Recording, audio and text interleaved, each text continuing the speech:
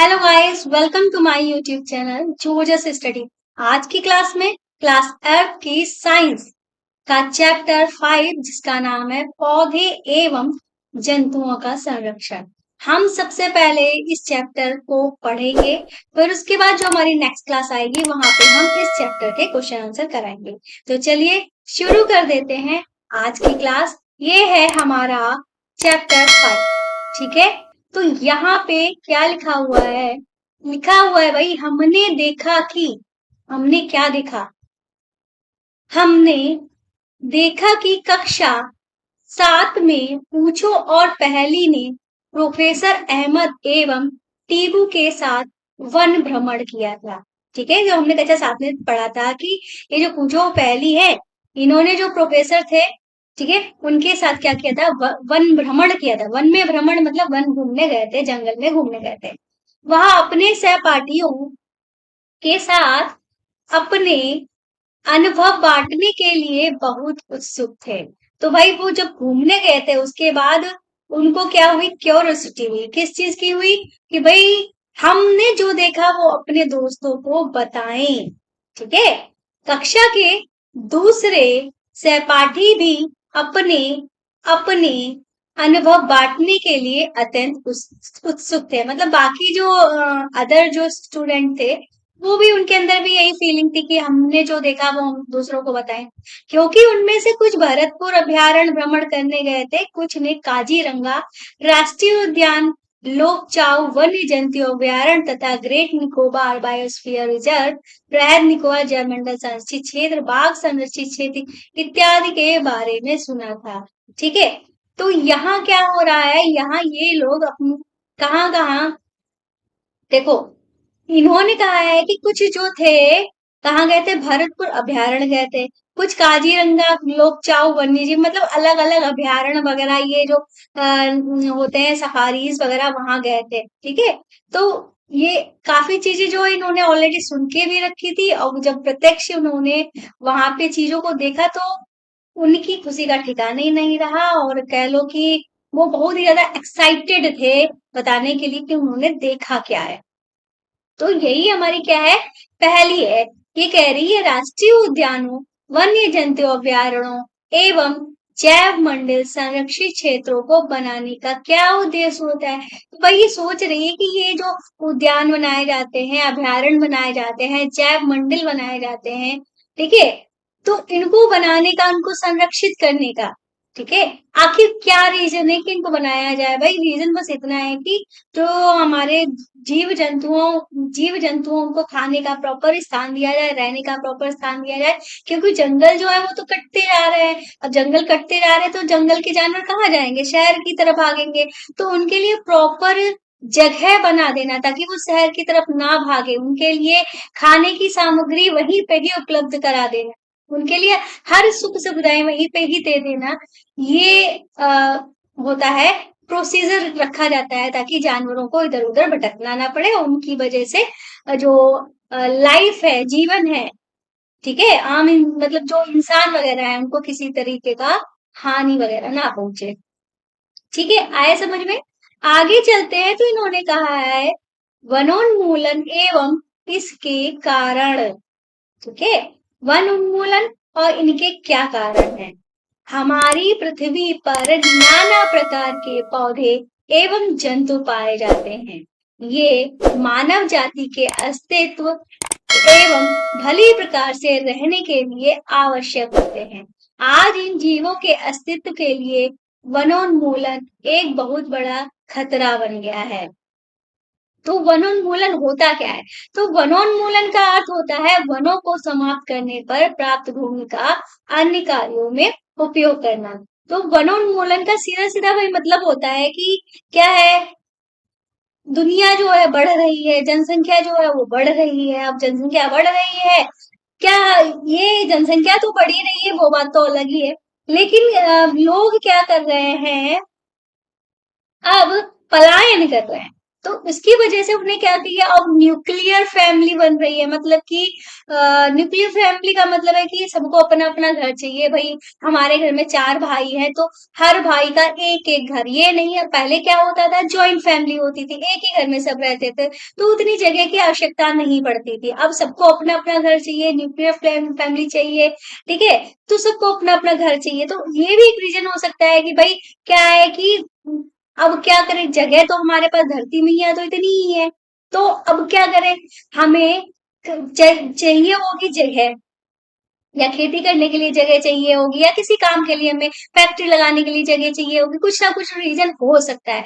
तो उसके लिए क्या करेंगे, जंगलों को काटना शुरू कर दिया जा रहा है, या हमारी कुछ ऐसी जरूरतें हैं जो जंगलों के पेड़ पौधों के द्वारा ही पूरी हो सकती है, तो इस वजह से भी जंगल को काटा जा रहा है। तो जंगलों को समाप्त करना ही वनोन्मूलन कहलाता है, ठीक है। तो यही बात यहाँ पे लिखी है, ये मानव जाति के अस्तित्व एवं भली प्रकार से रहने के लिए आवश्यक होते हैं। ठीक, क्या आवश्यक होते हैं, हमारी पृथ्वी पर नाना प्रकार के पौधे और जंतु पाए जाते हैं, ठीक है। ये चीज तो हमने देख लिया था। इन जीवों के अस्तित्व के लिए, मतलब ये जो जीव है, हम मनुष्य हैं, जानवर हैं, ये हमारे अस्तित्व के लिए वनोन्मूलन बहुत बड़ा खतरा बन गया है। मतलब हम अपने अस्तित्व के लिए हम क्या कर रहे हैं, पेड़ पौधों को काट रहे हैं, ठीक है। तो यही बात इन्होंने कहा है, वनोन्मूलन का अर्थ होता है वनों को समाप्त कर देना। आया समझ में। वनोन्मूलन का मतलब क्या होता है कि वनों को समाप्त कर भूमि का अन्य कार्यों में उपयोग करना, ठीक है। वन में वृक्षों की कटाई निम्न उद्देश्यों से की जाती है। तो भाई हम कटाई कौन कौन से उद्देश्य, हालांकि हमने आपको बता दिए हैं, लेकिन यहाँ पे कुछ अलग भी हो सकते हैं, वो भी हम देख लेते हैं। इन्होंने कहा है कृषि के लिए भूमि प्राप्त करना, मतलब हमको कृषि के लिए जमीन वगैरह चाहिए है, तो इसके लिए हम क्या करेंगे भाई, खेतों को काटेंगे, यही करेंगे ना, ठीक है। मतलब खेतों को नहीं, वनों को काटेंगे, हाँ।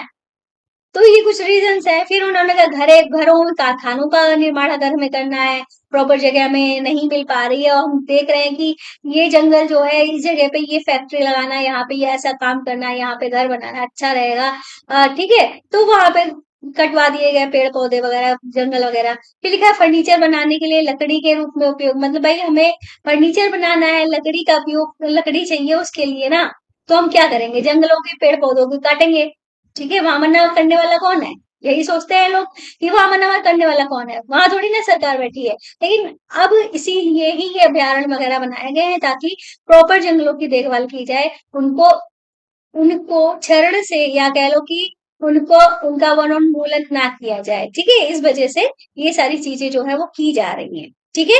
ठीक, इतना समझ में आया। अब चलते हैं हम अपने आगे, ठीक है। तो इसके बाद हमारा यहाँ पे दिया गया है, यहाँ पे दिया गया है दावा नल एवं भीषण सूखा भी वनोन्मूलन के कुछ प्राकृतिक कारण है। मतलब वनोन्मूलन का कारण सिर्फ इंसान ही नहीं है, कुछ प्राकृतिक आपदाएं भी हो सकती है, जैसे सूखा आ जाना, ठीक है, दावानल आ जाना, इनसे भी वनोन्मूलन हो जाता है कि बहुत भयंकर आंधी आ गई और क्या हुआ, फिर हमारे पेड़ पौधे उखड़ के गिर गए, ठीक है। फिर उसके बाद क्रियाकलाप 5.1 दिया गया है। इन्होंने कहा अपनी सूची में वनोन्मूलन के अन्य कारणों को लिखिए, इन्हें प्राकृतिक एवं मानव निर्मित में वर्गीकृत कीजिए। मतलब वनोन्मूलन के कई सारे कारण जो है ऑलरेडी यहाँ पे बताए गए हैं, इन कारणों को छोड़ के आपको अन्य कारण ढूंढने हैं। प्राकृतिक आपदाओं के बारे में बताने, मतलब कौन सी आपदाएं आ सकती है जिनसे हमारा वनोन्मूलन हो सकता है, या मनुष्य की और कौन सी आवश्यकताएं ऐसी हो सकती है जिनके कारण वो पेड़, मतलब जंगलों को काट रहा है, ठीक है। नेक्स्ट हमारी हेडिंग है वनोन्मूलन के परिणाम। पहली एवं पूजो ने वनोन्मूलन के परिणाम याद करने का प्रयास किया। मतलब हमने बोलना है ना, यहाँ पे लिखा गया है क्रियाकलाप करो, तो वो क्या कर रहे थे, वनोन्मूलन और कौन कौन से रीजन हो सकते हैं वो प्रयास कर रहे हैं। उन्हें स्मरण है कि वनोन्मूलन से पृथ्वी का ताप एवं प्रदूषण के स्तर में वृद्धि, मतलब जब हम वनोन्मूलन करते हैं तो उसके परिणाम स्वरूप हमारा क्या हो सकता है, ठीक है। भाई हमने पेड़ पौधों को काट दिया, जंगलों को काट दिया, उससे होगा क्या, कट गए जानवर, ठीक है, जानवर इधर उधर भटक रहे थे, वो भटक रहे हैं। इसके अलावा और क्या हो सकता है, तो इसके अलावा जो हो सकता है वो है पृथ्वी का ताप और प्रदूषण जो है वो बढ़ जाएगा। भाई प्रदूषण कैसे बढ़ जाएगा? सबसे पहले तो ये देखो, पृथ्वी का ताप तो बढ़ेगा, वो बात तो सही है, प्रदूषण क्यों बढ़ेगा? भाई क्या करते हैं, पेड़ पौधे जो होते हैं कार्बन डाइऑक्साइड को ऑब्जर्व करते हैं, लेते हैं, ऑक्सीजन को छोड़ते हैं। हम इसका जस्ट उल्टा करते हैं, हम ऑक्सीजन लेते हैं, कार्बन डाइऑक्साइड छोड़ते हैं। अब हमें क्या चाहिए? ऑक्सीजन चाहिए। जो हमें दे कौन रहा है? वो हमें दे रहे हैं पेड़ पौधे। और जो हमें ऑक्सीजन दे रहे हैं उन्हीं का हम सफाया कर दे तो क्या होगा? ठीक है, तो हमारा भी अस्तित्व खतरे में आ जाएगा। ठीक है, और अस्तित्व खतरे में कैसे आएगा? क्योंकि भाई प्रदूषण जो है वो बढ़ जाएगा। क्यों बढ़ जाएगा प्रदूषण? क्योंकि हमारे पेड़ पौधे जो कार्बन डाइऑक्साइड को ऑब्जर्व करते हैं, जब पेड़ पौधे ही नहीं रहेंगे तो कार्बन डाइऑक्साइड लेगा कौन? इसीलिए प्रदूषण की वृद्धि हो जाएगी। और पृथ्वी पर जो पेड़ पौधे होते हैं वो ताप को मेंटेन करने का भी काम करते हैं, तो पृथ्वी का ताप भी बढ़ जाएगा। ठीक है, फिर उन्होंने कहा है इससे वायुमंडल में कार्बन डाइऑक्साइड का स्तर बढ़ता है। ठीक है, ये हमने बता दिया। भौम जल का स्तर भी निम्नीकरण हो जाता है। भौम जल का मतलब होता है भैया, भौम जल का मतलब होता है जमीन के अंदर वाला जो पानी है, ठीक है, जल है उसका, वो भी और नीचे उसका लेवल चला जाएगा। क्यों चला जाएगा? बात आएगी क्यों चला जाएगा। भाई पेड़ पौधे नहीं होंगे तो क्या होगा?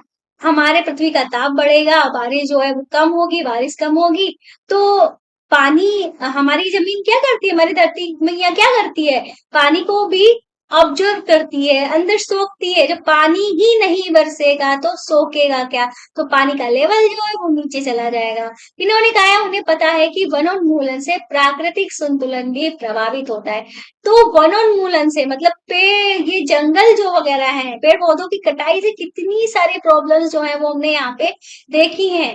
ठीक है, तो अब इतनी सारी प्रॉब्लम्स हमने देखी हैं तो इसका मतलब हमारा जो प्राकृतिक संतुलन है, जो हमारा नेचर का बैलेंस, जो हमने नेचर से के साथ बैलेंस बना के रखा था, वो हमारा बिगड़ जाएगा। फिर ये कहते हैं प्रोफेसर अहमद ने उन्हें बताया था कि यदि वृक्षों का इसी प्रकार अनवरत कटाई होती रही तो वर्षा एवं भूमि की उर्वरता में कमी आ जाएगी। तो जो प्रोफेसर अहमद थे उन्होंने क्या बताया कि भाई इस तरीके से ये जो वनोन्मूलन या कह लो पेड़ पौधों की कटाई होती रही तो वर्षा तो कम होगी ही, और भूमि की जो उर्वरता है मतलब हमारी भूमि जो उपजाऊ बनी होती है उसमें भी कमी आ जाएगी। ठीक है, ठीक है, इतना समझ लिया। तो इसके बाद कहते हैं इसके अतिरिक्त बाढ़ सूखे जैसी प्राकृतिक आपदाओं की संभावना बढ़ जाएगी।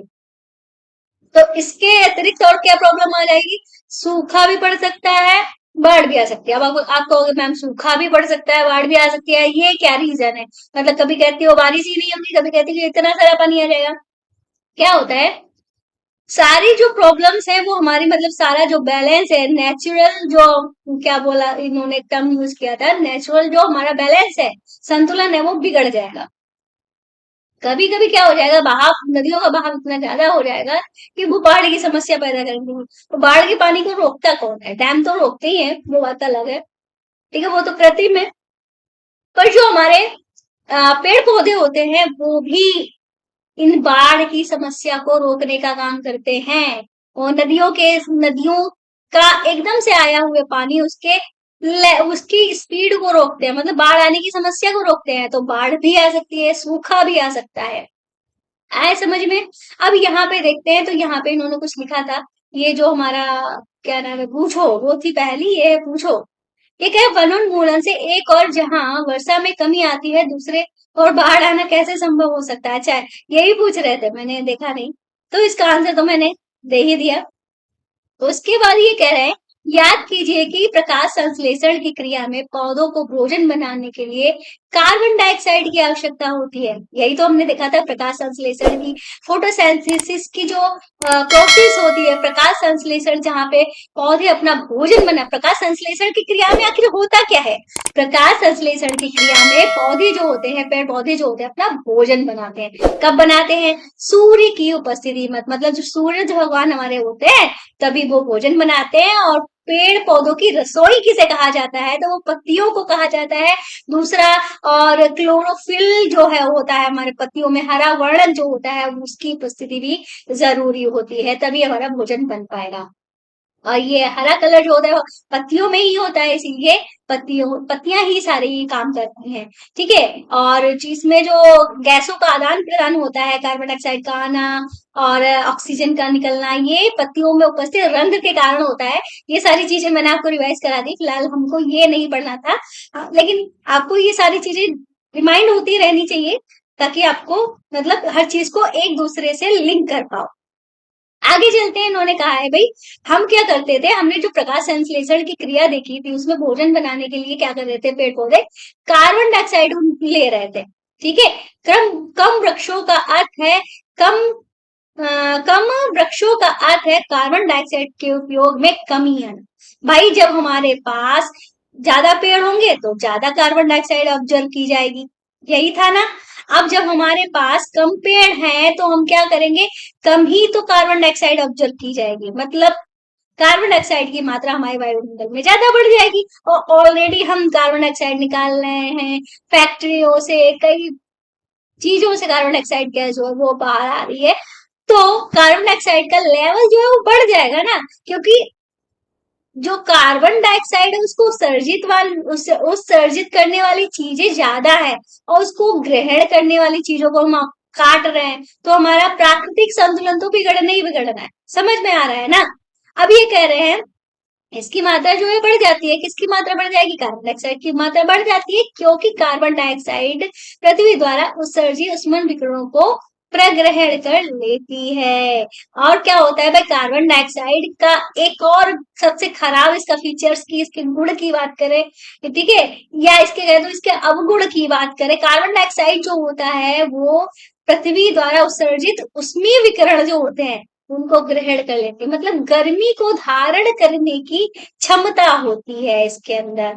अतः इसकी मात्रा में वृद्धि के परिणाम स्वरूप विश्व उष्णन हो रहा है। विश्व उष्णन का मतलब क्या होता है, इसको हम कहते हैं ग्लोबल वार्मिंग। ये वर्ड आपने सुना होगा, विश्व उष्णन तो नहीं सुना होगा, पर ये जरूर सुना होगा।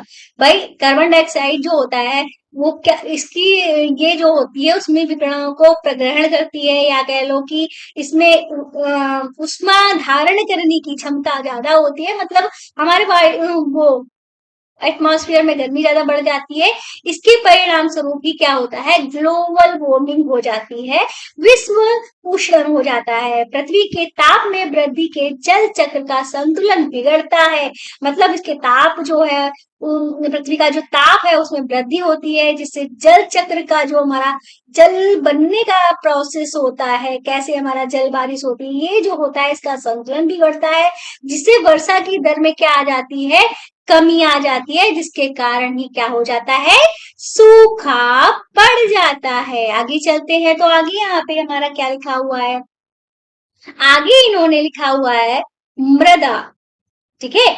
मृदा के गुणों में परिवर्तन आने का मुख्य कारण, किसके गुणों में परिवर्तन आने का मुख्य कारण, मृदा के गुणों में परिवर्तन आने का मुख्य कारण वनोन्मूलन है। मतलब हमारी मिट्टी जो है उसके जो गुण है वो भी चेंज हो रहे हैं। तो ये क्यों हो रहे हैं, तो ये भी वनोन्मूलन के कारण हो रहे हैं। अब आप कहोगे कैसे हो रहा है ऐसे, ठीक है, हालांकि इन्होंने लिखा होगा लेकिन हम आपको अपनी लैंग्वेज में बता देते हैं। ऐसा इसलिए होता है कि भाई जब बाढ़ का पानी बहा के आते हैं तो बाढ़ अपने साथ कभी कभी उपजाऊ मिट्टी भी ले, कभी कभी क्या उपजाऊ मिट्टी भी लेकर आती है। तो जो मिट्टी क्या होती है, भारी होती है, तो वो मिट्टी को एक लेयर बिछाते हुए चलती है। मान लो खेत में बाढ़ आ रही है तो मिट्टी, वो उपजाऊ मिट्टी की पानी कहाँ से आ रहा है, पहाड़ों से। पहाड़ों पे क्या होती है, जड़ी बूटियां, बहुत सारी अच्छी अच्छी चीजें होती है, तो वहां का पानी अच्छी अच्छी चीजें साथ लेके वो जमीन पे एक बढ़िया सी लेयर बिछाते हुए चल रहा है। कौन, बाढ़ वाला पानी। ठीक है। तो इससे हमारी मृदा जो होती है वो क्या होती है, उपजाऊ बनती है। जब हमारे पेड़ पौधे ही नहीं है, जड़ी बूटियां ही नहीं है, तो क्या होगा, मृदा का अपरदन ही होगा।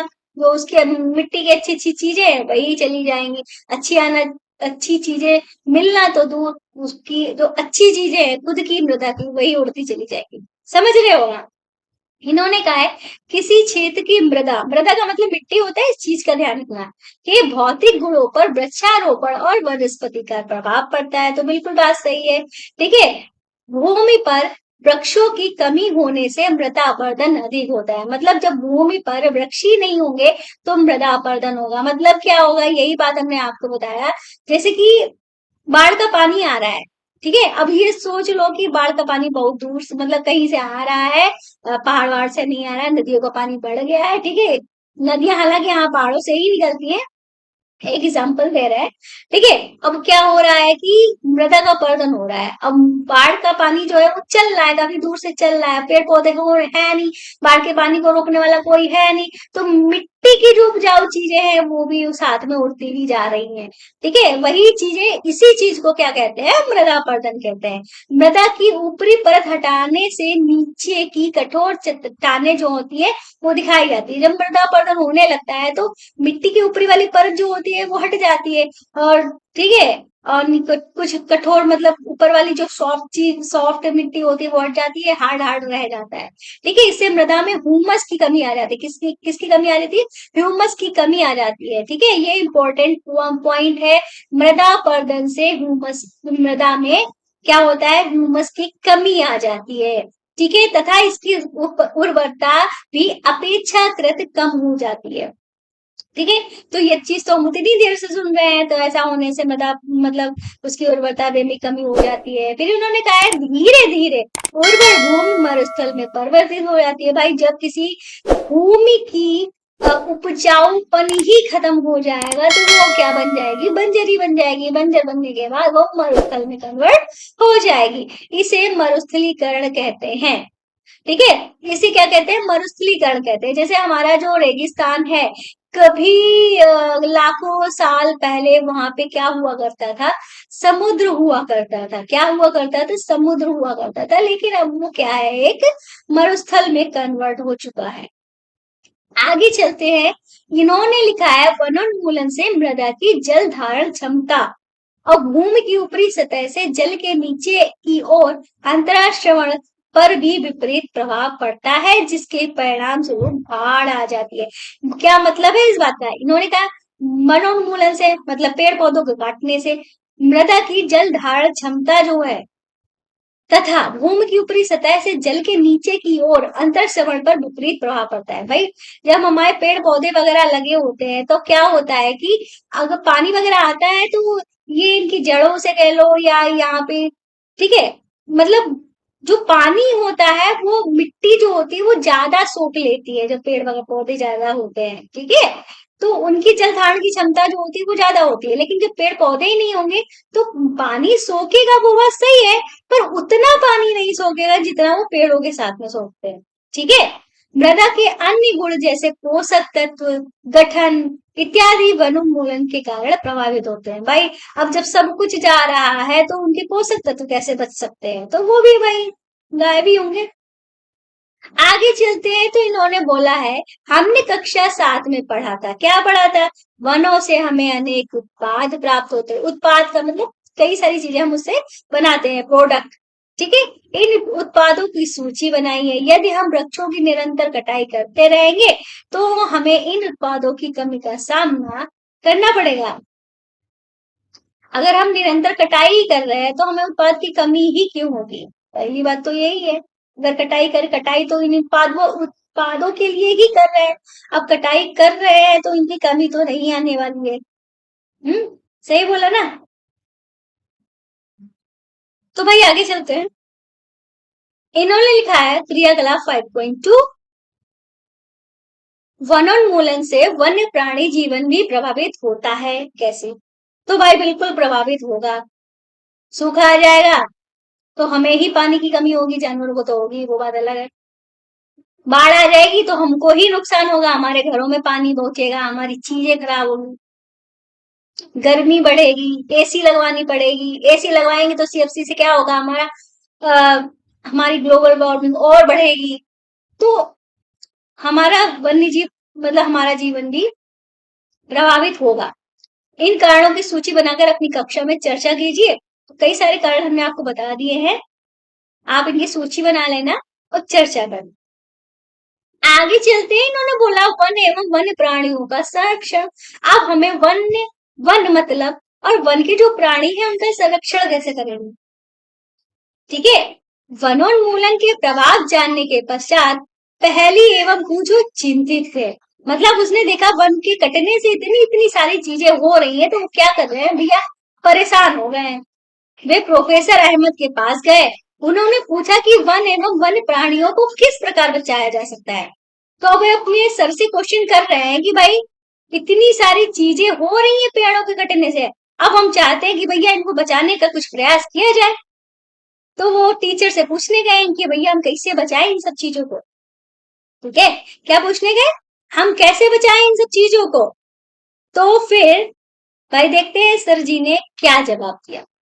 सर जी कहते हैं, प्रोफेसर अहमद ने पहली पूछो उनके सहपाठियों के लिए जैव मंडल संरक्षित क्षेत्र के भ्रमण का आयोजन किया, ठीक है। तो इसी रीजन की वजह से ही क्या किया था प्रोफेसर जी जो है, उन्होंने वो जो पहली जो उनके सहपाठी थे उनके लिए जैव मंडल संरक्षित क्षेत्र जो बनाए जाते हैं, बायोस्फीयर जिनको कहते हैं इंग्लिश में, ठीक है, उनके भ्रमण का आयोजन किया। इसके लिए उन्होंने पंचमढ़ी, ठीक है, पंचमढ़ी जैव मंडली संरक्षित नामक क्षेत्र को चुना। तो कहाँ गए वो, पंचमढ़ी जैव मंडल संरक्षित क्षेत्र, ठीक है। वे जानते हैं कि इस क्षेत्र के पौधे एवं जंतु ऊपरी हिमालय की श्रृंखलाओं एवं निचले पश्चिमी घाट के समान। तो उनको पता था कि यहाँ का जो रीजन है वो जो हिमालय है हमारा, ठीक है, ऊपरी हिमालय और जो उसकी श्रृंखलाएं जो है उस थोड़ा मिलता मैच खाता जाता है। इस वजह से प्रोफेसर अहमद का विश्वास है कि इस क्षेत्र की जैव विविधता अनूठी है। वो मानते हैं कि यहाँ की जो जैव विविधता है, बायोस्फीयर है, यहाँ का क्या बोलते हैं बायोडाइवर्सिटी है यहाँ की, वो अलग है। उन्होंने वन कर्मचारी श्री माधव जी से जैव मंडली संरक्षित क्षेत्र में बच्चों का मार्ग निर्देशन करने का अनुरोध किया। तो उन्होंने क्या किया, वहां के जो वन के कर्मचारी थे, कौन था नाम, क्या नाम था उनका, माधव जी, ठीक है, उनका नाम क्या था, श्री माधव जी। उनसे कहा कि भैया जो हमारे बच्चे आ रहे हैं ना, उनको थोड़ा समझा समझू देना, यहाँ के बारे में बता देना, ठीक है। तो उन्होंने भाई रिक्वेस्ट करके कहा था, इसे नहीं बोला था कि समझा समझू देना है, रिक्वेस्ट करके बोला था। उन्होंने बताया कि जैविक महत्व के क्षेत्रों का संरक्षण हमारी राष्ट्रीय परंपरा का एक भाग है। तो उन्होंने कहा है कि भाई ये जो हम यहाँ जो हमारी ये जो हम संरक्षण कर रहे हैं क्षेत्र का, ठीक है, ये हमारी राष्ट्रीय परंपरा का एक भाग है। एक तरफ ये परंपरा की बात करते हैं, दूसरी तरफ इन्हीं पेड़ पौधों को कुछ लोग खाड़ फेंकते हैं। खैर आगे देखते हैं, इन्होंने कहा जैव मंडल पृथ्वी का वह भाग है जिसमें सजीव पाए जाते हैं अथवा जो जीवन यापन के योग्य हैं। तो जैव मंडल जो बनाए जाते हैं, नाम से ही पता चल रहा है, जैव मतलब जीवित, मंडल मतलब वहां पे रहने वाले लोग जो हैं, ठीक है। तो जैव मंडल पृथ्वी का वह हिस्सा होता है जहाँ पे सजीव पाए जाते हैं, ठीक है, जहाँ पे उनके लिए आवश्यक जीवन यापन के योग्य उनको वातावरण मिलता है, ठीक है। जैव विविधता का अर्थ है पृथ्वी पर पाए जाने वाले विभिन्न जीवों की प्रजातियां, उनके पारस्परिक संबंध, पर्यावरण से उनका संबंध। तो मतलब जैव विविधता का मतलब तो यही होता है कि वहां पे विविधता का मतलब होता है विभिन्नता, मतलब अलग अलग चीजें, ठीक है। जैव मतलब जीवित वाली चीजें जो होती है, मतलब अलग अलग तरीके के अलग अलग जानवर, अलग अलग मतलब वहां पे क्या बोलते हैं एटमॉस्फेयर, वो मतलब किस एटमॉस्फेयर की चीजें किस वहां से वो अपना कैसे जीवन यापन कर रहे हैं, मतलब ये भाई रहने से रिलेटेड ही है, ठीक है। इन्होंने कहा है माधव जी ने बच्चों को समझाया कि हमारे व्यक्तिगत प्रयासों एवं समाज के प्रयासों के अतिरिक्त सरकारी एजेंसियां भी वनों एवं वन जंतुओं की सुरक्षा हेतु कार्यरत है। तो इन्होंने कहा कि भैया हम ही नहीं यहाँ पे लगे हुए हैं, हमारा जो समाज है, हमारी दुनिया है, अच्छे लोग जो हैं, जो वनों को प्यार करते हैं वो, और हमारी सरकार की कुछ एजेंसियां भी हमारे वन्य जंतु जो हैं, ठीक है, और वन जो है उनके संरक्षण के लिए काम कर रही है। सरकार उनकी सुरक्षा, संरक्षण हेतु नियम, विधियां और नीतियां बनाती है। तो भाई रूल्स भी बनाती है सरकार की, यहाँ पे तुम ऐसे नहीं जा सकते हो, वैसे नहीं जा सकते हो, तुम्हें ये नहीं करना है, वो नहीं करना है, वन को इस एरिया में डिवाइड करना है, इस जंगल में इतने पेड़ लगाने हैं, इतने पौधे लगाने हैं, इतने खाने वाले पेड़ पौधे लगाने हैं कि जंतुओं को बाहर जंगल से जाने ही ना पड़े, उनको खाने का पर्याप्त जो चीजें हैं वो जंगल से ही उपलब्ध हो जाए। ऐसे ही कई सारे रूल्स होते हैं जो जंगल के लिए बनाए जाते हैं। ठीक है, वन्य जंतु अभयारण्य, राष्ट्रीय उद्यान, जैव मंडल, संरक्षित क्षेत्र इत्यादि पौधों और जंतुओं के लिए संरक्षित और सुरक्षित क्षेत्र है। तो मतलब ये जो वन्य जंतु अभयारण्य बनाए जाते हैं, राष्ट्रीय उद्यान बनाए जाते हैं, बायोस्फीयर बनाई जाती है, ये सारे बनाए क्यों जाते हैं? इससे क्या होता है, ये जो हमारे ये जो पेड़ पौधे हैं इनको संरक्षण मिलता है, साथ में यहाँ पे रहने वाले वन्य जीव जंतु जो होते हैं उनको भी संरक्षण प्रॉपर दिलाया जाता है।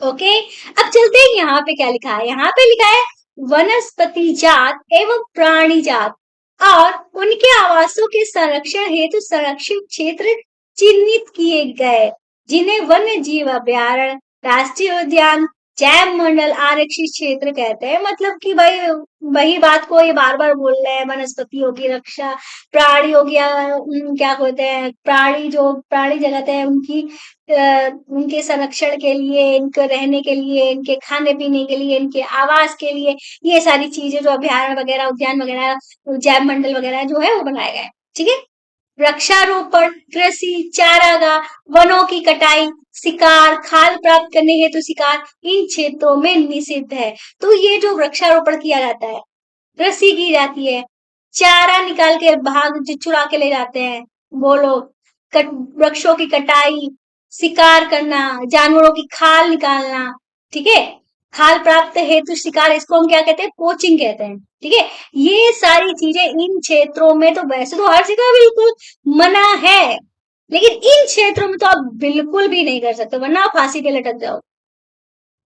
फिर लिखा वन्य जीव अभयारण्य, वह क्या होता है भाई, वन्य जीव अभयारण्य वो होता है जहां जंतु और उनके आवास किसी भी प्रकार के विक्षोभ से सुरक्षित रहते हैं। मतलब यहाँ पे जो वन्य जीव जोड़ वगैरह जो होते हैं, इनका जो घर होता है पूरी तरीके से वो रिलैक्स होके अपने यहाँ पे रह सकते हैं। फिर अब बात आती है राष्ट्रीय उद्यान की। ठीक है, किसकी बात आती है, राष्ट्रीय उद्यान की। वन्य जंतुओं के लिए आरक्षित क्षेत्र जहां स्वतंत्र रूप से आवास और प्राकृतिक संसाधनों का उपयोग कर सकते हैं। तो ये भी सेम वही चीज है कि वन्य जंतुओं के लिए आरक्षित क्षेत्र ऐसा है जहां पे वो स्वतंत्र होकर अपना जो है रह सकते हैं और प्राकृतिक संसाधन जो है उनका यूज कर सकते हैं।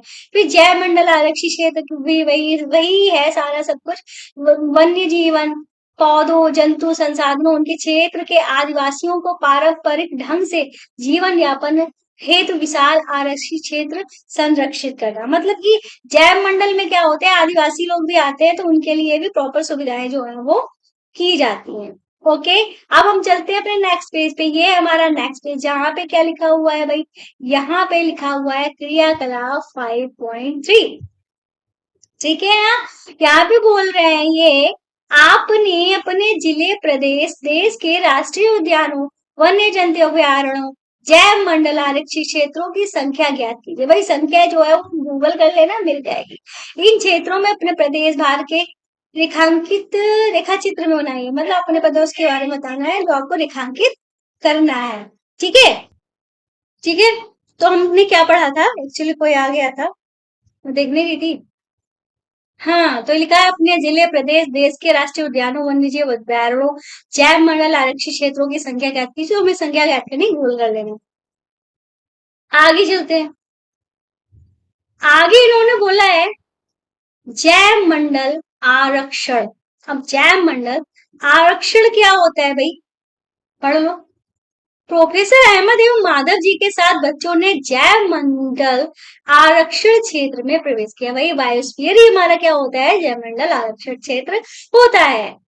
माधव जी ने समझाया क्या समझाया भाई माधव जी ने? देख लेते हैं, नीचे कुछ बोला है इन्होंने? यहाँ नहीं बोला है।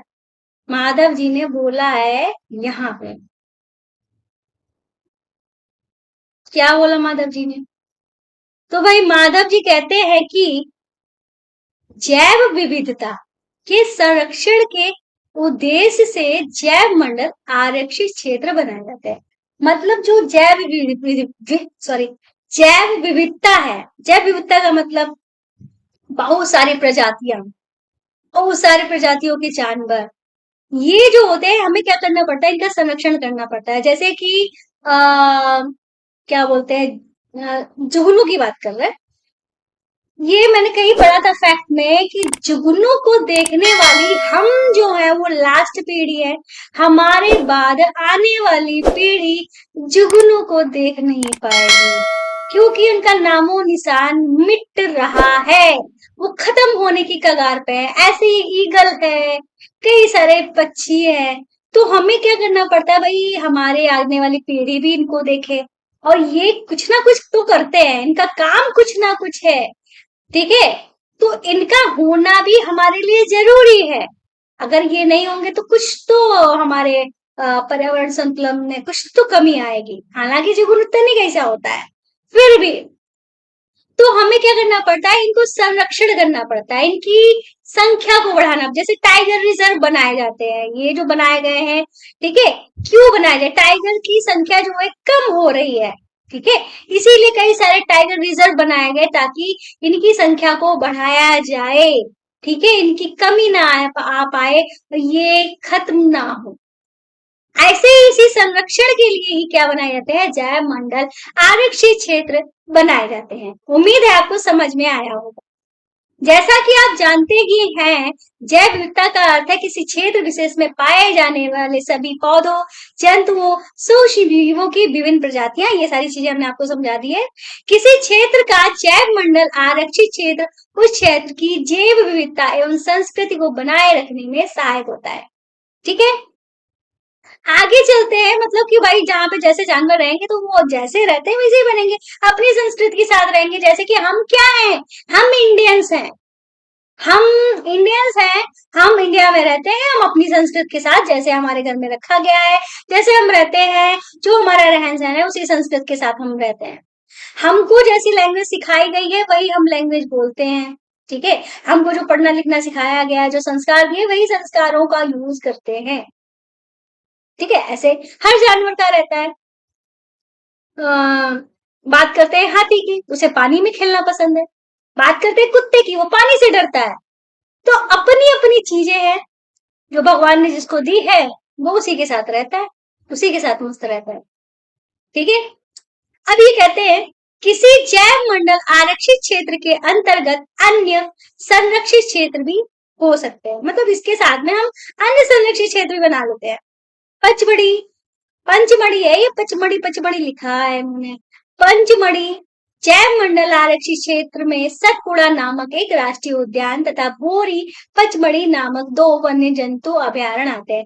तो ये जो पंचमढ़ी जैव मंडल आरक्षित क्षेत्र है, इसमें क्या आता है? एक तो सतपुड़ा नामक राष्ट्रीय उद्यान आता है, दूसरा बोरी एवं पंचमढ़ी 2 वन्य जीव अभयारण्य भी आते हैं। ठीक है, इसका यहाँ पे इन्होंने वो दिखाया है, संरक्षण हेतु संरक्षित क्षेत्र। तो जैसे कि आपके जिले में है तो लिख दो, मेरे आपके प्रदेश में है तो लिख दो, देश में है तो लिख दो, वन्य जीव अध्ययन, इन सब कुछ चीजों, ये सब आप बायोडाटा जो है आप लिख लेना। ठीक है, अब चलते हैं इस डायग्राम पे। ये डायग्राम क्या है? मैप है। कहाँ का मैप है? पंचमढ़ी जैव मंडल आरक्षित क्षेत्र का। जहां पे यहाँ पे आप देख सकते हो, ये है बोरी अभयारण्य, यहाँ पे है सतपुड़ा राष्ट्रीय उद्यान, और ये है पचमढ़ी, पचमढ़ी अभयारण्य, ये है पिपरिया, ये है संरक्षित क्षेत्र, इधर है चूड़ा। तो ये जो डायग्राम जो है वो आपको दिखाया गया है। ठीक है, आगे चलते हैं। क्रियाकलाप 5.4 दिया गया है। इन्होंने कहा आपके अपने क्षेत्र में जैव विविधता को विक्षोभित करने वाले कारकों की सूची बनाइए। इनमें से कुछ क्रियाकलाप अनजाने में ही जैव विविधता के विक्षोभ में उत्पन्न कर सकते हैं। मनुष्य की इन गतिविधियों की सूची बनाइए, इन्हें कैसे रोका जा सकता है। अपनी कक्षा में चर्चा करनी है, इसकी संक्षिप्त रिपोर्ट को कॉपी में नोट करना है। तो ये काम आपका है, आप करो। ठीक है, मैं समझाती है कि पॉइंट को समझाती हुई चल रही हूँ, तो इतना काम तो आप कर ही सकते हो। ठीक है, क्रियाकलाप जो है वो आपको लिखने है, वो कर लेना। नहीं लिख पाओगे मैसेज कर दे, मैं करा दूं। ठीक है, आगे चलते हैं। 5.5 हमारी हेडिंग है, इन्होंने कहा पेड़ पौधे एवं जीव जंतु। ये क्या होते हैं? पेड़ पौधे को जानते हो? नहीं। जीव जंतु को? नहीं। जानते किसको? मुझको।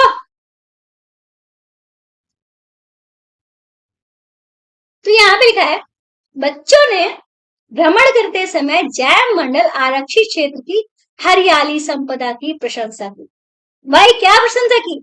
अरे वाह, कितना अच्छा लग रहा है, कितनी हरियाली है, कितने हरे हरे पेड़ है सारी, कितना मतलब कितना अच्छा लग रहा है, कितनी ठंडी हवा आ रही है, इस तरीके से है।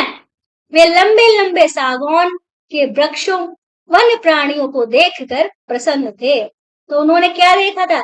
लंबे लंबे सागौन के वृक्ष देखे थे। भाई जंगल है, जंगल में लंबे लंबे ही तो पेड़ होते हैं। और जानवरों को भी देखा था, जैसे कि यहाँ पे आप एक देख रहे हो, ये कौन सा जानवर है? कुत्ता जैसा लग रहा है भी कुत्ता ये, लेकिन ये क्या है?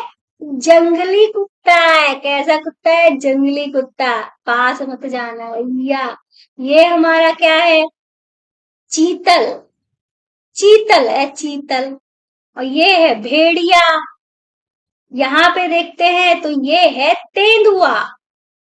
ये है फर्न का पेड़, और ये है जामुन का पेड़। इस तरीके से ये जंगल में जो चीज देखी, तो वो यहाँ पे इन्होंने वो छाप दी। ओके, यहाँ पे लिखा है पहली ने अचानक एक खरगोश देखा। क्या देखा? खरगोश। उसे पकड़ने का प्रयास किया, वह उसके पीछे दौड़ने लगी। प्रोफेसर अहमद ने उसे रोका और उसे समझाया कि जंतु तो अपने आवास में प्रसन्न रहते हैं। भाई तुम हो, अपने घर में हो, कोई आपको आ जाए बाहर से पकड़ने, आपको अच्छा लगेगा? नहीं अच्छा लगेगा ना, भगा दोगे उसको पकड़ के। तो जानवर भी यही करेंगे ना, अगर जानवर ऐसा करते हैं तो बुरे थोड़ी ना है। हमें उनको परेशान नहीं करना चाहिए भाई। वो अपने घर में खुश है, मत परेशान करो। देखने के लिए आए हो, देखो, परेशान मत करो। माधव जी ने समझाया कि कुछ जंतु एवं पौधे एक क्षेत्र विशेष में पाए जाते हैं।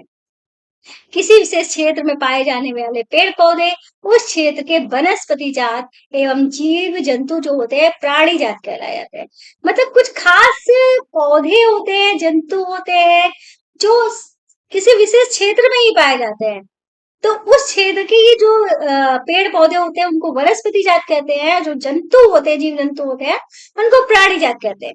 एग्जाम्पल की बात करते हैं, सफेद बेयर, भालू कहाँ रहते हैं? पोल्स पे रहते हैं, जहां पे ठंडी होती है। पेंगुइन्स कहाँ रहती है? जहां बर्फ होती है, जहां ठंडी होती है। तो वो कंपेटिबल है किसके लिए? ठंडे मौसम के लिए, ठंडी जगह के लिए ही उनको भगवान ने बनाया है।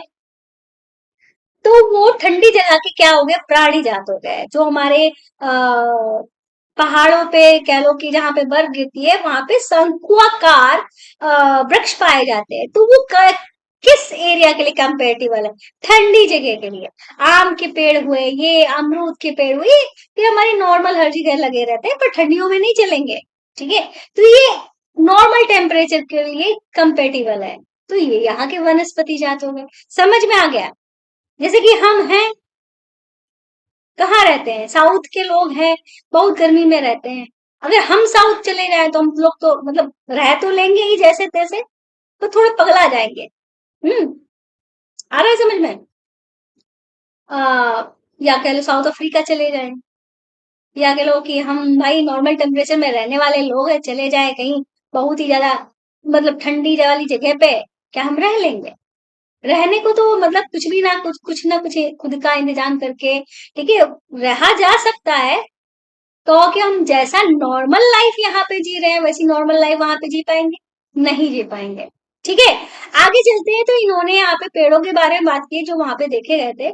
साल, सागौन, आम, जामुन, सिल्वर फर्न, अर्जुन इत्यादि वनस्पति जाते तथा चिकारा, चिंकारा, नील गाय, वाकिंग हिरण, सॉरी चीतल, तेंदुआ, जंगली कुत्ता, भेड़िया, पचमढ़ी, जैव मंडल आदि क्षेत्र के क्या है, प्राणी जात में आते हैं। कि इनके किस में आते हैं, प्राणी जात में आते हैं। ये सारी चीजें हमने देख ली थी। आगे चलते हैं। तो यहाँ पे क्रियाकलाप 5.5 है। इन्होंने कहा है वनस्पति जात और प्राणी जात की पहचान कर उनकी हमें क्या बनानी है, सूची बनानी है। ठीक है, ये आपको अपनी कॉपी में करना है। आगे यहाँ पे लिखा हुआ है 25, हाँ हमारी हेडिंग है विशेष क्षेत्रीय प्रजाति। कौन सी प्रजाति, विशेष क्षेत्रीय प्रजाति। बच्चे शीघ्र ही शांतिपूर्वक गहरे वन में प्रविष्ट हो गए। ठीक है, बच्चे क्या करे, शांति से वहां घुस गए। कहा, वन में अंदर, मतलब चलते जा रहे हैं। बच्चे एक विशालकाय गिलहरी को देखकर अचंभित रह गए। तो एक विशालकाय गिलहरी, आई हमारे यहाँ तो गिलहरियां ज्यादा से ज्यादा इतनी बड़ी, तो पूंछ मिला के इतनी बड़ी होती है, इतनी बड़ी तो होती है। पर वहां उसने क्या देखा, विशालकाय गिलहरी, जो कि मैंने आज तक नहीं देखी है। मैं कभी अभयारण्य वगैरह गई ही नहीं हूँ पहली बात तो, बस पढ़ा है, पढ़ा रहे हैं। इस गिलहरी की एक लंबी फरदार पूंछ है। वे इसके विषय में जानने के लिए बहुत उत्सुक हैं। माधव जी ने बताया इसे विशाल गिलहरी कहते हैं और यहाँ की विशेष क्षेत्रीय स्पीसीज है। मतलब यहाँ की जो है स्पेशल प्रजाति है यहाँ की ये गिलहरी। कौन सी गिलहरी, विशाल गिलहरी। फिर उन्होंने कहा पौधे एवं जंतुओं की वह स्पीसीज जो विशेष क्षेत्र में विशिष्ट रूप से पाई जाती है उसे विशेष क्षेत्रीय स्पीसीज कहते हैं। तो जैसे कि हमने आपको गई पोलर बियर, इन सब चीजों का, पेंगुइन्स वगैरह और ये जो शंकुआकार पेड़ पौधों का एग्जांपल दिया था, वो वहां के स्पेशल स्पीसीज में ही आते हैं, जो वही पाए जाते हैं।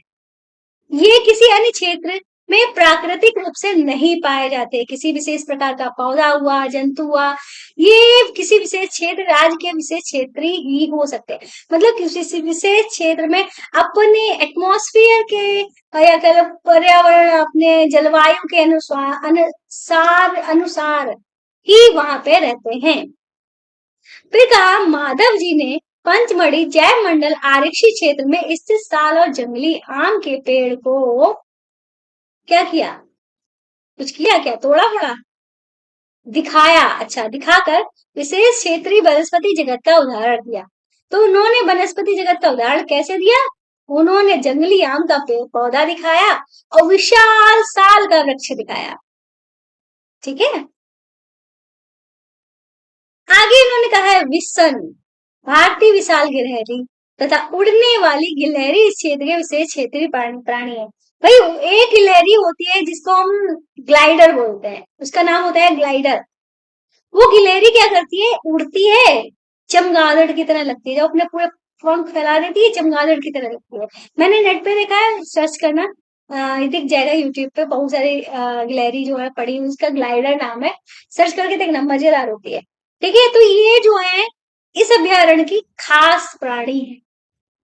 प्रोफेसर अहमद ने बताया इसके आवास के नष्ट होने, बढ़ती जनसंख्या, नई स्पीसीज के प्रवेश से विशेष क्षेत्रीय स्पीसीज के प्राकृतिक आवास पर प्रभाव पड़ सकता है, इसके अस्तित्व को भी खतरा हो सकता है। तो मतलब उन्होंने क्या बताया कि भाई ये जो गिलहरी है इनके अस्तित्व को भी खतरा है, क्योंकि जैसे कि बड़े बड़े जानवर हुए, ठीक है, या आ गए या वहां के रहने वाले, अब उनको भी कुछ खाने के लिए चाहिए, और क्या खाएंगे, जो शिकारी जानवर है, मांसाहारी जानवर है, वो तो शिकार करके ही खाएंगे। शिकार किसका करेंगे, यही छोटे मोटे जानवरों का। तो इनकी प्रजातियां भी कुछ इस तरीके से खत्म होती रहती हैं। जैसे शेर है, शेर ने एक बार हिरण को खा लिया है, एक बार खाया हिरण को, अब उसको लगा इसका टेस्ट बहुत ही ज्यादा अच्छा। अब उसके सामने कुत्ता भी है, हिरण भी है, अब उसको पता है कि हिरण का टेस्ट जो है बहुत ही ज्यादा अच्छा है, तो वो कुत्ता को थोड़ी ना मारेगा, हिरण को मारेगा ना। तो ये भी कुछ रीजंस है, ठीक है, किसी एक स्पीसीज के खत्म होने का, ठीक है, कम होने का, खत्म नहीं कम होने का। आगे चलते हैं। इन्होंने बताया है स्पीसीज सजीवों की समष्टि का वह समूह है जो एक दूसरे से अंतर्जनन करने में सक्षम रहते हैं। इसका अर्थ है कि एक जाति के सदस्य केवल अपनी जाति के सदस्यों के साथ अन्य जाति के सदस्यों को छोड़कर जन्म सक्षम संतान उत्पन्न कर सकते हैं। एक जाति के सदस्य में समान लक्षण पाए जाते हैं। तो मतलब समान प्रकार के माता पिता, तो उनके बच्चे भी वैसे। ठीक है, फिर क्रियाकलाप 5.6 है, उन्होंने कहा है जिस क्षेत्र में आप रहते हैं वहां के विशेष क्षेत्रीय पौधों जंतुओं का पता लगाओ। तो भाई आप कहाँ रहते हो, वहां देखो आपके आसपास कैसे पेड़ पौधे पाए जाते हैं, लिखो। यहाँ पे नेक्स्ट हमारी हेडिंग आती है वन्य प्राणी अभ्यारण्य। अब वन्य प्राणी अभ्यारण्य क्या होता है? शीघ्र ही पहली ने एक बोर्ड देखा जिस पर लिखा हुआ था पचमढ़ी वन्य प्राणी अभ्यारण्य। ठीक है, क्या लिखा हुआ था? पचमढ़ी वन्य प्राणी अभ्यारण्य। फिर उन्हें प्रोफेसर अहमद ने बताया आरक्षित वनों की तरह ही कुछ ऐसे क्षेत्र हैं जहां वन्य प्राणी सुरक्षित एवं संरक्षित रहते हैं। तो पचमढ़ी वन्य प्राणी अभ्यारण्य में क्या है कि कुछ जंतु जो है, स्पेशल जंतु जो है वो संरक्षित किए जाते हैं, जिनकी मतलब एक कह लो जिनकी स्पेशल देखभाल की जाती है। ठीक है, उन्हें वन्य प्राणी अभ्यारण्य कहते हैं। तो ऐसे अभ्यारण्य को हम क्या कहते हैं? वन्य प्राणी अभ्यारण्य कहते हैं। माधव जी पुनः बताते हैं कि अभ्यारण्य वह स्थान है जहां प्राणियों अथवा जंतुओं को मारना, शिकार करना, पकड़ना पूर्णतः निषिद्ध एवं दंडनीय अपराध है। तो मतलब यहाँ पे आप किसी भी जानवर के साथ कुछ भी गलत नहीं कर सकते हो। ठीक है, उनके साथ किसी तरह की छेड़छाड़ नहीं कर सकते हो, ये एक दंडनीय अपराध है। आगे चलते हैं तो इन्होंने कहा कुछ महत्वपूर्ण संकटापन्न वन्य जंतु जैसे कि काले हिरण, श्वेत आंखों वाले हिरण, हाथी, सुनहरी बिल्ली, गुलाबी सिर वाली बतख, घड़ियाल, कक्ष मगरमच्छ, अजगर, गैंडा इत्यादि हमारे वन्य प्राणी अभ्यारण्यों में सुरक्षित एवं संरक्षित है। ये क्यों सुरक्षित और संरक्षित की जा रहे हैं? क्योंकि ये जो है इनकी संख्या जो है कुछ घट रही है, इनके संरक्षण के लिए इनको ही संरक्षित और सुरक्षित किया जा रहा है। भारतीय अभ्यारण्यों में अनूठे दृश्य भूमि, बड़े समतल वन, पहाड़ी, बड़ी नदियों के डेल्टा की झाड़ी भूमि एवं बुशलैंड है। तो कुछ यहाँ पे मतलब खास चीजें जो दृश्य भूमि मतलब देखने वाली चीजें जो है उनके इन्होंने उदाहरण दिए हैं। ठीक है, आगे चलते हैं। इन्होंने कहा है यह अफसोस की बात है कि संरक्षित वन्य भी जीवों के लिए सुरक्षित नहीं है, क्योंकि इनके आसपास के क्षेत्रों में रहने वाले लोग उनका अतिक्रमण करके उन्हें नष्ट कर देते हैं। तो मतलब ये जो संरक्षित वन भी बनाए गए हैं, कभी कभी देखा जाता है कि इनमें रहने वाले जो जानवर वगैरह हैं वो कहीं ना कहीं सुरक्षित नहीं है, क्योंकि इनके आसपास जो रहने वाले लोग हैं वो इन पे अतिक्रमण कर देते हैं, उनको नुकसान पहुंचा देते हैं। ठीक है, कैसे मतलब कितनी भी देख रेख की जाए चूक हो ही जाती है। फिर लिखा है बच्चों को प्राणी उद्यान भ्रमण की यादें ताजा करने को कहा जाता है। अब क्या है, प्राणी उद्यान मतलब चिड़ियाघर की भ्रमण की यादें ताजा करने बोला गया है, कहा गया भैया याद करो, बताओ तुमने क्या क्या देखा। उन्हें स्मरण है कि प्राणी उद्यान भी वह क्षेत्र है जहां हम प्राणियों का संरक्षण करते हैं। मतलब इन्होंने जब वो चिड़ियाघर घूमने गए थे तो उन्हें याद आया कि चिड़ियाघर भी एक ऐसी चीज है जहाँ पे जो प्राणी है, जंतु है, उनका क्या किया जाता है? संरक्षण किया जाता है, मतलब उनकी सुरक्षा की जाती है। चिड़ियाघर और वन्य प्राणी अभ्यारण्य में क्या अंतर है भाई? अब बात आती है कि हमने अभ्यारण्य तो भी घूमा, पर चिड़ियाघर पिछली साल घूमे थे। अब वहां भी जानवरों की सुरक्षा संरक्षण किया जाता है, उनको संरक्षित किया जाता है, और वन्य प्राणी अभ्यारण्य जो होता है वहां भी ये किया जाता है। पर अंतर क्या है भाई? अंतर ये है कि वो खुले में मस्ती से जंगल में रहते हैं। कहाँ? वन्य जीव अभ्यारण्य, जानवर। पर चिड़ियाघर में प्रॉपर छोटा सा स्पेस होता है उनके लिए, एक एरिया डिसाइड कर दिया गया शेर के लिए, एक चीता के लिए, एक एरिया बंदर के लिए, एक एरिया किसी चिड़िया के लिए, दूसरी चिड़िया के लिए, मगरमच्छ के लिए। उनको एक प्रॉपर स्पेस, प्रॉपर जगह देकर रखी है, उस एरिया से बाहर वो नहीं जा सकते। प्रॉपर जाली लगी होती है, गड्ढे वगैरह बनाए जाते हैं, मतलब उनके रहने का स्थान प्रॉपर घर वगैरह बनाया जाता है। ये होता है चिड़ियाघर, जहाँ पे लोग आते हैं, दूर से देखते हैं। पर जो वन्य जीव अभयारण्य होता है वो एक जंगल होता है, खुला एरिया होता है, पर उसकी कुछ मतलब उसकी बाउंड्रीज होती है। तो ठीक है, तो ये कुछ अंतर है। यहाँ पे लिखा है निकट के चिड़ियाघर का भ्रमण कीजिए, वहां के प्राणियों को किन परिस्थितियों में रखा जाता है इसका प्रेक्षण कीजिए। मतलब अब देखना है भाई, कहीं मारा पीटी करके तो नहीं रखा जा रहा है। अगर ऐसे रखा जा रहा है तो भाई कॉम्प्लेन कर देना, कॉम्प्लेन पीट के। ठीक है, यहाँ पे लिखा है क्या वे जंतुओं के जीवन के लिए उपयुक्त है। मतलब जो उनको वातावरण दिया जा रहा है वो उनके लिए अच्छा वातावरण है भी या नहीं। क्या जंतु प्राकृतिक आवास की अपेक्षा कृत्रिम आवास में रह सकते हैं? हाँ बिल्कुल रह सकते हैं, पर जैसे किसी को बंद करके रखना और कोई खुली मतलब किसी मतलब ये बंद करके रखने का मतलब किसी पे बार बार टोका टोकी करना, तुम कहाँ जा रहे हो, क्यों जा रहे हो, कितनी देर में आओगे, इस तरीके से एक जीवन जीना। और दूसरा जीवन एकदम खुला बिंदास होके जीना, ना कोई रोकने वाला ना कोई टोकने वाला, पर लिमिट्स में रहे। ठीक है, तो दोनों में बहुत फर्क होता है। तो यही, अब ये फर्क भाई इनको भी महसूस होता होगा। वन्य जीव अभ्यारण्य में रहने, खुले जंगल में रहने और वो चिड़ियाघर में रहने, बहुत फर्क होता है। ठीक है, आपके विचार से जंतु चिड़ियाघर में अधिक आराम से हैं अथवा प्राकृतिक आवास में? भाई आजादी किसको नहीं पसंद है? आजादी सबको पसंद है, चाहे कोई जानवर हो चाहे कोई इंसान हो, आजादी मिलेगी कहाँ? जंगल में। चिड़ियाघर में लिमिटेड खाना है, जितना खाओगे उतना मिलेगा, जितना नहीं खाओगे उतना नहीं मिलेगा, तो घूम नहीं पाओगे, उसी एरिया में मटकते रह जाओगे।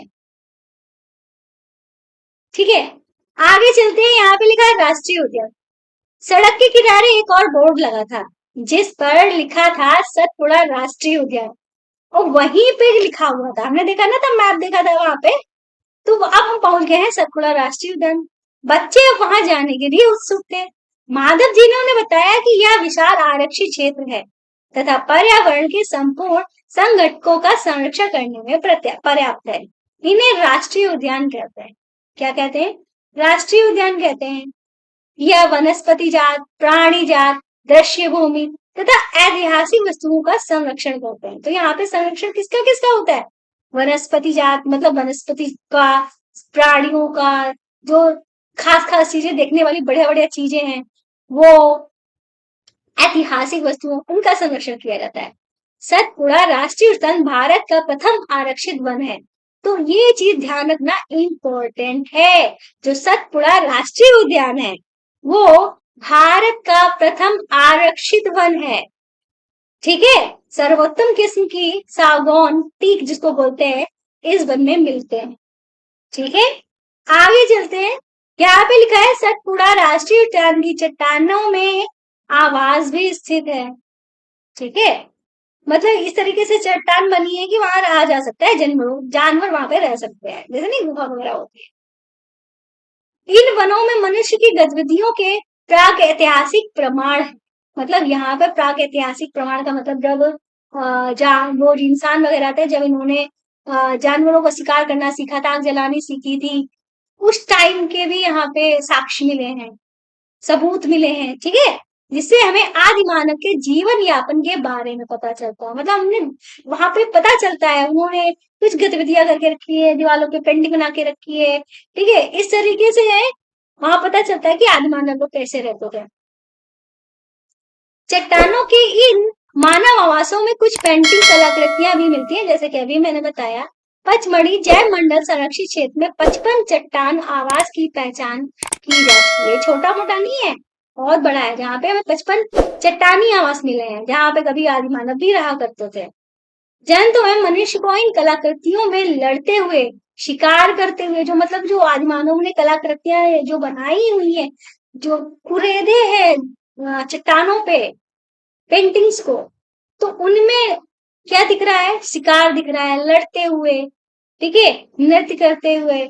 और ये वाद्य यंत्रों वाला तो ये बाद का बात है, आदि मानव वाद्य यंत्र नहीं बजाते थे, ना ही नृत्य करते थे। ठीक है, हाँ लड़ सकते हैं, शिकार कर सकते हैं। तो इनको दर्शाया गया है। आज भी अनेक आदिवासी जंगल में रहते हैं। आदिवासी जो है आज भी जंगल में रहते हैं। तो ये तो बात सबको ही पता होगी। ठीक है, बताने की बात नहीं है, आदिवासी का मतलब ये है। ठीक है। जैसे बच्चे आगे बढ़े उन्हें एक बोर्ड दिखाई दिया जिस पर लिखा था सतपुड़ा बाघ आरक्षित क्षेत्र। अब क्या दिखा उनको? सतपुड़ा बाघ आरक्षित क्षेत्र।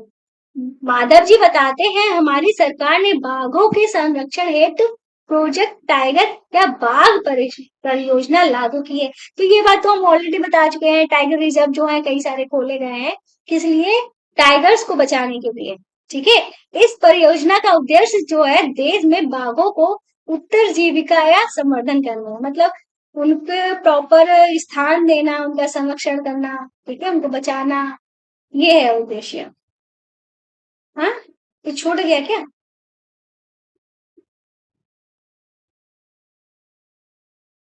अच्छा, एक पेज आगे निकल है।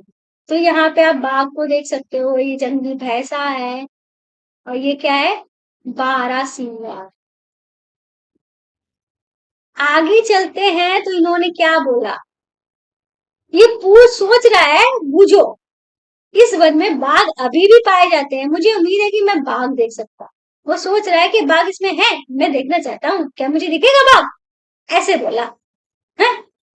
फिर बोला बाघ उन स्पीसीज में से एक है जो धीरे धीरे हमारे वनों से क्या होते जा रहे हैं? विलुप्त होते जा रहे हैं, मतलब गायब हो रहे हैं। परंतु सतपुड़ा आरक्षित क्षेत्र में बाघों की संख्या में वृद्धि हो रही है। क्यों? क्योंकि उनकी मतलब उनको प्रॉपर सुविधाएं जो उनको चाहिए वो सब कुछ दिया जा रहा है और उनकी संख्या में वृद्धि की जा रही है। अतः यह संरक्षण का अनूठा उदाहरण है।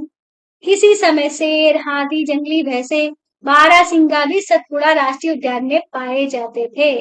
तो कभी ये जो जानवर है वो भी सतपुड़ा राष्ट्रीय उद्यान में पाए जाते थे। वे जंतु जिनकी संख्या एक निश्चित स्तर से कम होती जा रही है वे विलुप्त हो सकते हैं। तो भैया जितनी संख्या होनी चाहिए उससे संख्या अगर कम होती जा रही है, जिनको जितना होना चाहिए इस दुनिया में उनकी संख्या जितनी कम होती जा रही है तो समझ लो वो विलुप्ति के कगार पे है। संकटापन्न जंतु कहलाते हैं। जो विलुप्त होने जा रहे हैं तो उनको क्या कहते हैं? संकटापन्न जंतु। भूजों को डायनासोर के विषय में याद दिलाया गया जो लाखों वर्ष पूर्व विलुप्त हो चुके थे। वो जीवों के प्राकृतिक आवास में व्यवधान होने से उनके अस्तित्व को खतरा पैदा हो गया है। मतलब क्या है? जो प्राकृतिक आवास है उनमें क्या व्यवधान, मतलब रीजन कुछ भी हो सकता है। भाई रह रहा था था कुत्ते का घर, सॉरी, था कुत्ते का घर, एग्जाम्पल दे रहे हैं। आ गया वहां पे शेर रहने, अब कुत्ते को तो खतरा हो गया ना। एक तो उसका घर भी ले जाएगा, दूसरा उसको भी खा जाएगा। ठीक है। फिर यहाँ पे लिखा है प्रोफेसर अहमद ने बताया कि पौधा और जंतुओं के संरक्षण के उद्देश्य से सभी राष्ट्रीय उद्यानों में कड़े नियम लागू किए जाते हैं। मानवीय गतिविधियां जैसे चराना, अवैध शिकार करना, जानवरों को पकड़ना, ठीक है, मारना, जलावन, पौधे की लकड़ी या औषधि पौधे को एकत्र करना स्वीकार नहीं है। तो वही सीधी सीधी बात है, वहां पे आप कुछ भी काम ऐसा नहीं करोगे जिससे वहां के पेड़ पौधों जंतुओं को नुकसान पहुंचे। हालांकि आप जा रहे हो औषधि लेने, अच्छे काम के लिए जा रहे हो, लेकिन ये भी वहां पे अलाउ नहीं है। ठीक है। माधव जी कहते हैं, पहली को बताते हैं, बड़े जंतुओं की अपेक्षा छोटे प्राणियों के विलुप्त होने की संभावना जो होती है कहीं अधिक होती है। क्यों अधिक होती है भाई? बड़े जानवर छोटे जानवरों को तो खाएंगे, तो विलुप्त ज्यादा कौन होगा? छोटे जानवर। अक्सर हम सांप, मेढक, छिपकली, चमगादड़, उल्लू इत्यादि को निर्दयता से मार डालते हैं और पारितंत्र में उनके महत्व के विषय में सोचते भी नहीं है। भाई इनका कुछ काम है। मेढक का काम है कीड़े खाना, उल्लू का काम है हमारी निगरानी करना, छिपकली का काम है कीड़े खाना। ठीक है। अब आप उन्हीं को खाए जा रहे हो, मतलब मारे जा रहे हो, तो इन कीड़ों मकोड़ों को कौन खाएगा? आप थोड़ी ना खाओगे, ये बढ़ेंगे, बीमारी फैलाएंगे। ठीक है। उनको मारकर हम स्वयं को हानि पहुंचा रहे हैं। यद्यपि वे आकार में छोटे हैं परंतु पारितंत्र में उनका योगदान जो है अनदेखा नहीं है, या अनदेखा नहीं किया जा सकता उनको। वे आहार जाल, आहार श्रृंखला के भाग हैं। किसके भाग है? आहार श्रृंखला हमने पिछली क्लास में पढ़ा था। क्या होता है? आया तो बताएंगे, वरना आपको पता ही होगा आहार श्रृंखला क्या होती है। जैसे कि पेड़ है, पेड़ों को खाया हिरण ने, हिरण को खाया शेर ने, शेर को, अब शेर जो है मर गया, और शेर को किसने खाया? गले जो जो परजीवी होते हैं उन्होंने खाया, और परजीवी को खाया कीड़ों, मतलब मेढक एडक ने मेढक को खाया, किसी सांप आंख ने सांप को खाया, किसी मोर ने मोर को खाया। ठीक है, इस तरीके से मतलब समझ रहे हो ना हम क्या कहने जा रहे हैं? तो यही हमारा इकोसिस्टम होता है। तो ये इसी चीज की ये बात कर रहे थे। इन्होंने कहा है किसी क्षेत्र के सभी पौधे, प्राणी, सूक्ष्म जीव, अजैव घटकों जैसे जलवायु, भूमि, नदी, डेल्टा इत्यादि संयुक्त रूप से किसी पारितंत्र का निर्माण करते हैं। तो ये सारी चीजें जो होती हैं यही हमारा मिलकर क्या बनाते हैं? जैसे कि जलवायु हुई, वहां की मिट्टी हुई, नदी हुई, जो डेल्टा बन रहा है, यही मिलकर ही जो क्या बनाते हैं? पारितंत्र बनाते हैं, मतलब हमारे चारों ओर का एटमॉस्फेयर रहने लायक को बनाते हैं। फिर ये बूझू कहता है मुझे आश्चर्य होगा यदि संकटापन स्पीशीज का कोई रिकॉर्ड भी हो। तो भाई ये रिकॉर्ड की बात कर रहा है, रिकॉर्ड मतलब कौन सी स्पीशीज खत्म हो चुकी है, कौन सी बची है, कौन सी खत्म होने वाली है, ये सारी चीजें सोच के वो थोड़ा सेंटी हो गया है। अब हम चलते हैं आगे, जहां पे हमारी नेक्स्ट जो हेडिंग है वो दी गई है रेड डाटा बुक। अब रेड डाटा बुक क्या होता है? प्रोफेसर अहमद बच्चों को रेड डाटा बुक मतलब रेड डाटा पुस्तक के विषय में समझाते हैं। रेड डाटा बुक बोलो या पुस्तक बोलो, बात होती है। ठीक है, वहां उनको बताते हैं कि रेड डाटा पुस्तक जो होती है उसमें क्या होता है? ये जो पुस्तक होती है जिसमें सभी संकटापन्न स्पीसीज का रिकॉर्ड रखा जाता है, मतलब जिनके ऊपर खतरा मंडरा रहा है, जो स्पीसीज खत्म होने वाली है, उसका नाम इसमें रिकॉर्ड करके रखा जाता है, मतलब नाम लिख के रखा जाता है। ठीक है, पौधों तो अन्य स्पीसीज के लिए अलग अलग रेड डाटा पुस्तकें होती हैं।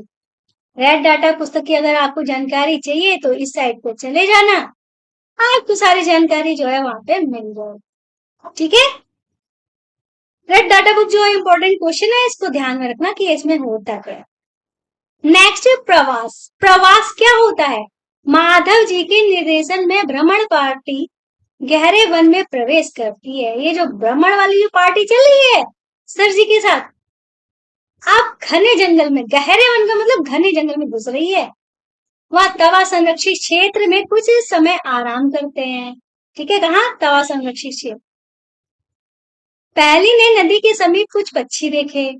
माधव जी बताते हैं कि ये पक्षी जो है वो प्रवासी पक्षी हैं। अब प्रवासी पक्षी का मतलब क्या हुआ? बाहर देश से आए हुए पक्षियों को हम प्रवासी पक्षी कहते हैं। ये पक्षी जो होते हैं संसार के अन्य भागों से उड़कर आए होते हैं। जलवायु में परिवर्तन के कारण प्रवासी पक्षी प्रत्येक वर्ष सुदूर क्षेत्रों में एक निश्चित समय पर उड़कर आते हैं, मतलब कि उन्हें अपने क्या कर अपने अनुकूल वातावरण चाहिए होता है, इसके लिए वो क्या करते हैं? उड़कर कईयों किलोमीटर उड़कर आते हैं अपने अनुकूलित क्षेत्र में, या वह यहाँ अंडे देने के लिए आते हैं। क्यों आते हैं? अंडे देने के लिए आते हैं, क्योंकि उनके मूल आवास में बहुत अधिक शीत के कारण वह स्थान उस समय जीवन यापन हेतु अनुकूल नहीं होता। तो ये प्रवासी पक्षी आते क्यों है?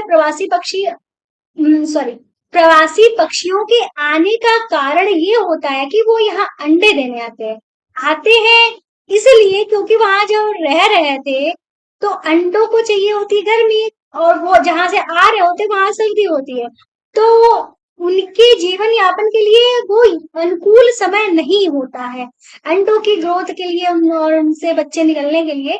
तो इसीलिए वो क्या करते हैं? उड़कर दूर क्षेत्रों से लंबी यात्रा करते हैं और प्रवासी पक्षी कहलाते हैं। आगे ये कह रहा है क्या होगा जब हमारे पास लकड़ी ही नहीं बचेगी? क्या लकड़ी का कोई विकल्प उपलब्ध है? मैं जानती हूँ कागज एक महत्वपूर्ण उत्पाद है जो हमें वनों से प्राप्त होता है। मुझे आश्चर्य है कि यदि कागज का कोई एक विकल्प उपलब्ध हो। तो ये कह रहे हैं कि लकड़ी काटना अच्छी बात नहीं है, अगर हम लकड़ी काटते रहेंगे तो जंगल खत्म हो जाएंगे। पर पेज, पन्ना, कॉपी, कागज, ये जो चीजें हैं ये लकड़ी के ही उत्पाद है, लकड़ी से बनाई जाती है। अब क्या क्या ऐसा हो सकता है कि इनका कोई और विकल्प उपलब्ध हो? अगर इनका कोई और विकल्प उपलब्ध हो तो हमारी ये सारी जो इतनी लकड़ियां काटी जा रही है वो ना काटी जाए। तो वो इस चीज के बारे में सोच रही है। ठीक है, तो आप ही सोचो इसका आंसर जो है कमेंट बॉक्स में मुझे बताना है कि वाकई कोई और विकल्प हो सकता है। विकल्प की बात की जाए तो पुराने जमाने में कागज नहीं चलता था, फिर भी लोग लिखते थे, फिर भी लोग पढ़ते थे। तो क्या उनके पास कोई विकल्प नहीं था? हमारे पास भी वही विकल्प हो सकता है, पर हम सेल्फिश हैं। हम सेल्फिश हैं। ओके, अब यहाँ पे चलते हैं। यहाँ पे लिखा है कागज का पुनः चक्रण। अब कागज का पुनः चक्रण कैसे होगा? प्रोफेसर अहमद बच्चों को ध्यान वनोन्मूलन के एक और कारण की ओर आकर्षित करते हैं। वे उन्हें बताते हैं कि 1 टन कागज प्राप्त करने के लिए पूर्ण रूप से विकसित 17 वृक्षों को काटा जाता है। 1 टन कागज बहुत कम होता है, पता है? 1 टन कागज बहुत कम होता है, इसके बदले में कितने वृक्षों की बलि चढ़ानी पड़ती है? 17 पूर्ण विकसित मतलब अच्छे खासे बढ़े हुए पेड़, 17 पेड़ों को काटा जाता है, तब जाकर कहीं 1 टन कागज प्राप्त होता है।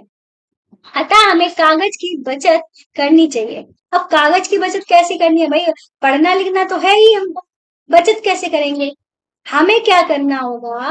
फालतू पेज नहीं फाड़ने होंगे, बचा बचा कर लिखना होगा। अगर कोई पेज छूट गया है, जैसे कि कॉपी है, आपका कोर्स कंप्लीट हो गया है, कॉपी की कई सारे पेजेस बचे हुए, मैं अभी भी यही करती हूँ। अगर मेरी कॉपी मतलब मुझे जो लिखना था वो कंप्लीट हो चुका है, मेरी कॉपी खाली रह गई है, तो वहां पे मैं दूसरा काम स्टार्ट कर देती हूँ, वहां पे मैं रफ काम स्टार्ट कर देती हूँ, यहाँ पे वहां पे मैं मैथ्स प्रैक्टिस करती हूँ या रीजनिंग वगैरह कुछ ऐसा काम करती हूँ जिससे वो मेरा यूज में आ जाए। और यही मैं अपने बेटे को भी सिखाती हूँ। ठीक है, तो कागज की हमें क्या करनी चाहिए? बचत करनी चाहिए। प्रोफेसर अहमद यहाँ भी बताते हैं कि उपयोग के लिए कागज का 5 से 7 बार पुनः चक्रण किया जा सकता है। मतलब एक ही कागज को बार बार 7 बार उसका प्रयोग किया जा सकता है। यदि कोई छात्र दिन में मात्र एक कागज की बचत करता है तो हर वर्ष में अनेक बच्चों को हम बचा सकते हो। समझ रहे हो? अगर एक दिन में एक कागज बचाओगे तो हम साल भर में अनेक बच्चों को बचा सकते हैं। हमें कागज की बचत करनी चाहिए। क्या करना चाहिए? हमें कागज की बचत करनी चाहिए, इसका पुनः उपयोग एवं पुनः चक्रण करना चाहिए। इसके द्वारा हम न केवल वृक्षों को बचाएंगे वरन कागज उत्पादन के उपयोग में आने वाले जल और ऊर्जा की भी बचत होगी। कागज सिर्फ लकड़ी से ही थोड़ी ना बनता है, उसमें कई सारी चीजें मिलाई जाती है। जल की तो यूज होगा ही होगा, साथ में एनर्जी मतलब ऊर्जा की भी बचत होगी ना। इसी के साथ साथ कागज उत्पादन के उपयोग में आने वाले हानिकारक रसायनों में भी कमी आएगी। है समझ में? अब यहाँ पे लिखा है क्या वनोन्मूलन का कोई स्थायी हल है? अब ये कह रहे हैं कि भाई कागज हमारे लिए इम्पोर्टेंट है, क्या फिर भी हम वनोन्मूलन का कोई स्थायी हल निकाल सकते हैं? मतलब कि क्या कोई रीजन है कि वनों को ना काटना पड़े? तो यहाँ पे हमारा आंसर पुनर् पुनर्वन रोपण से है। किससे? पुनर्वन रोपण का मतलब हुआ भाई अगर आपने पेड़ उखाड़ा है तो वहां पे एक पेड़ लगाओ, एक पेड़ के बदले में 10 पेड़ लगाओ। यही हो गया पुनर्रोपण। ठीक है, ठीक है, यही हो जाएगा हमारा पुनः चक्रण पेड़ों का भी। प्रोफेसर अहमद का सुझाव है वनोन्मूलन का उत्तर पुनर्वन रोपण है। पुनर्वन रोपण में काटे गए वृक्षों की कमी को पूरा करने के उद्देश्य से नए वृक्षों का हमें रोपण करना होगा। मतलब कि हमें नए पेड़ों को लगाना होगा। रोपण वाले वृक्ष सामान्यतः उसी स्पीसीज के होते हैं जो उस वन में पाए जाते हैं। मतलब हमें उस वही पेड़ लगाना है जो हमने। तो यहाँ पे ये कह रहे हैं कम से कम उतने वृक्ष तो लगाने ही चाहिए जितने हम काट रहे हैं। ठीक है, मैं तो एक के बदले में 10 की बात कर रही थी। प्राकृतिक रूप से भी वन का पुनर्रोपण हो सकता है यदि वनोन्मूलित क्षेत्र को आबादी छोड़ दिया जाए तो यह स्वतः पुनर्स्थापित हो जाता है। ठीक है, आगे यहाँ पे लिखते हैं कि प्राकृतिक पुनर्रोपण में मानव गतिविधियों का कोई स्थान नहीं है। हम अपने वनों को अब तक बहुत कहाँ चला गया अधिक नष्ट कर चुके हैं। यदि हमें अगली पीढ़ी के लिए हरी संपदा बनाए रखनी है तो अधिक वृक्षारोपण ही एकमात्र विकल्प है। ठीक है, मतलब कि अगर जंगल है तो हमें उनके उनमें हस्तक्षेप नहीं करना चाहिए, उनको नहीं काटना चाहिए। अगर काटेंगे तो हमारे आने वाली पीढ़ी के लिए पेड़ पौधे नहीं बचेंगे। ठीक है, तो इसलिए हमें क्या करना पड़ेगा, अगर पेड़ काट रहे हो तो वहां पे पेड़ लगाओ। आगे चलते हैं तो हमारा यहाँ पे लिखा हुआ है, कहाँ गया, प्रोफेसर अहमद ने उन्हें बताया कि भारत जो है वन संरक्षण अधिनियम, उन्होंने कहा कि भाई हमारे यहाँ क्या है, वन संरक्षण अधिनियम है। इस अधिनियम का उद्देश्य जो होता है प्राकृतिक वनों का परिरक्षण और संरक्षण करना है।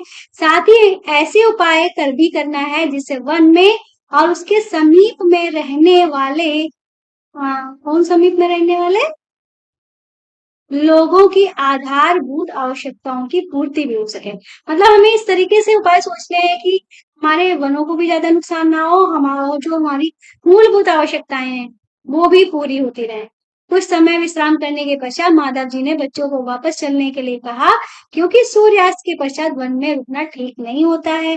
वापस आने के बाद प्रोफेसर एवं जो बच्चे थे इन्होंने उल्लास पूर्वक अनुभव के लिए माधव जी का क्या व्यक्त किया, आभार व्यक्त किया, उनको थैंक यू बोला।